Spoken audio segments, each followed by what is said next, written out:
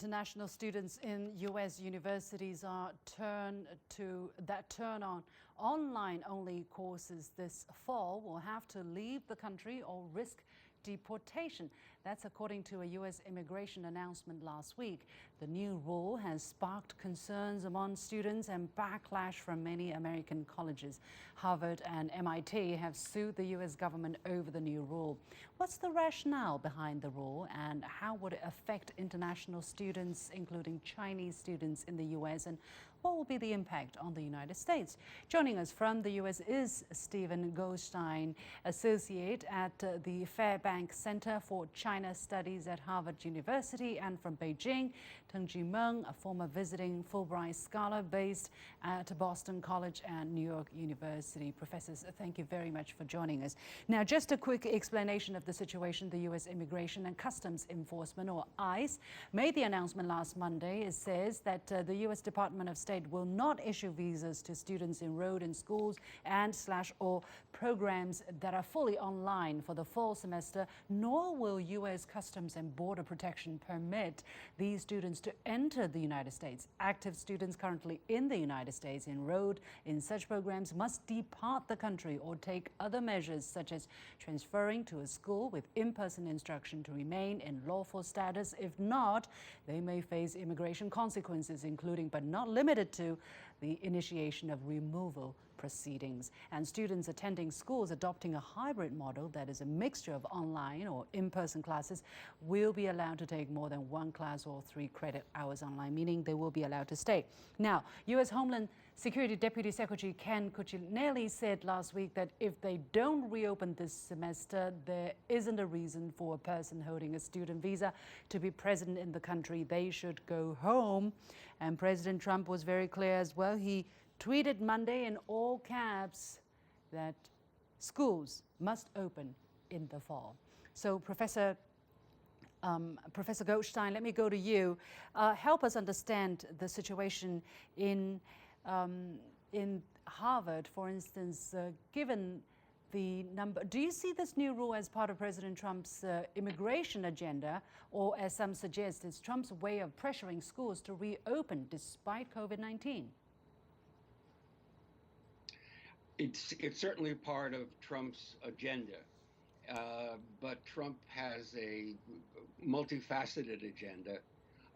It's part of his agenda to make things appear as if everything's fine, that we're going back to normal. And so he wants the schools open, and by threatening to withhold foreign students that are very important in many ways, financially, educationally, that's a way of pressuring the schools and saying, unless you reopen, no foreign students, with the consequences that will follow from that. It's also part of his overall immigration policy. That is, there's no question that the Trump administration, Stephen Miller in the White House specifically, are seeking to restrict the number of foreign visitors coming to the United States, and most of all, of course, foreign immigrants. Thirdly, I think it has to do with Trump's attitude towards educational institutions. Recently, Trump charged that there were institutions, American universities, that were promoting a leftist ideology. And he's threatening to withhold tax-exempt status from them. And finally, it does relate to China. And it fits in, of course, very nicely with Trump's present China policy and present attitude towards Chinese students and scholars in this country. So I'd say there were a lot of elements in there, indeed. But exactly. That's like one stone, 4 birds, if I may put it this way. Professor, exactly. Well, Professor Teng Jimeng, Professor Teng, let me get your thoughts on this policy. What do you think is the urgency of this policy at this particular moment? I mean, the United States is still experiencing this rising COVID-19 cases, and yet it seems that their priority is the students who want to protect their health by, staying online rather than being in person-to-person contact with other students or teachers? Professor Teng.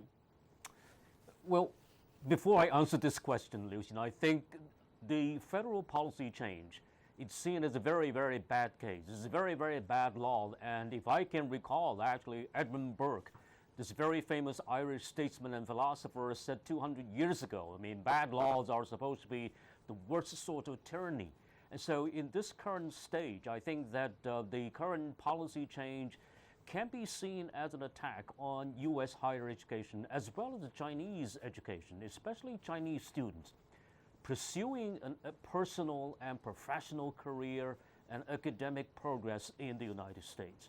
It is increasingly seen as an attack on this very large majority of Chinese students. As we all know that there are 1 million Chinese students studying in the 1 million international students studying in the United States, and 1/3 of them are actually Chinese students. And in this case, I mean, to force them back to campus and take in-person classes is impractical and unrealistic.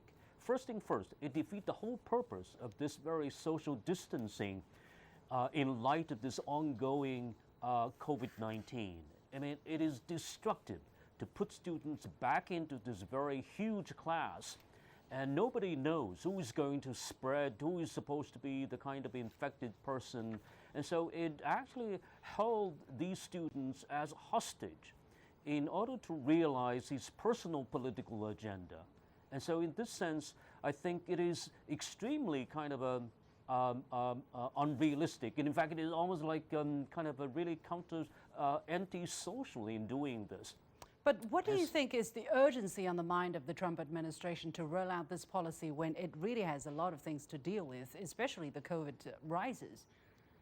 Yeah, I mean, absolutely. With the rise of this very infection cases, it poses special danger, I mean, to international student body and especially this very large majority of Chinese students. And so it shows the kind of contempt for life. I mean, for life of these young students who have been working so hard and sacrificing, I mean, and to pursue their academic career. Of course, Chinese students only account for 1/3 of it, and great part of it also Indian students who might also be affected. But Professor Goldstein, actually, this rule that students, if they take only online courses, it's not acceptable to the U.S.'s foreign exchange student program. Actually, this rule was there. It was only exempted for the spring and summer semesters because of the COVID situation. But now, with this new rule, the ICE literally said, okay, the exemption is over. Start fall, come whatever may, come whatever the COVID situation, you are going to go back into in-person classes. What do you think is the rationale that they are predicting that things will get normal, or whatever the situation in fall, students have to go back to in-person classes? Well, again, as I say, it's going back to insisting on students going back to in-person classes is really part of the Trump approach of everything's fine, even though it seems as if I've bungled the COVID virus. That's not really true. Things are normal. So I think that's the issue. Now, I should say that there are responses that are coming from American universities, and they're interesting responses. Because the first, of course, is the lawsuits that have been put into courts by Harvard, MIT. And there the argument is that this has been done too fast. We don't have time to prepare for this. It's arbitrary. That may succeed. The second thing that universities are doing is they are beginning to set up special opportunities for foreign students, either tutorials or special programs that are in person. I know of one university that's set up an orchestra course for Chinese students, a band course. The third thing, which is also beginning to take hold, is that some colleges, I know at least one college, is saying that if you have to go home and if you must stay in your country, particularly the obvious one here would be China, you may take courses in your home country and consider that to be like a junior year abroad from the United States. I see. Now, the problem for China is China does not give credit for online courses.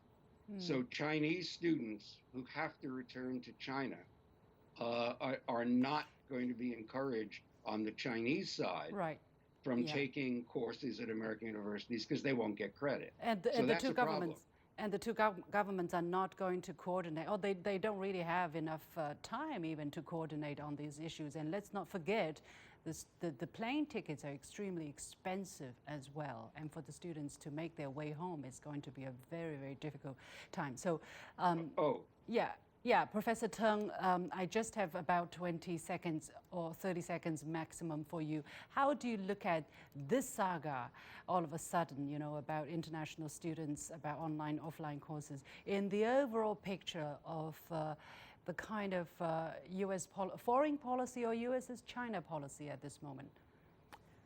Well, once again, I think this is a very crucial moment in testing the very wisdom of the Chinese leadership and also the U.S. leadership.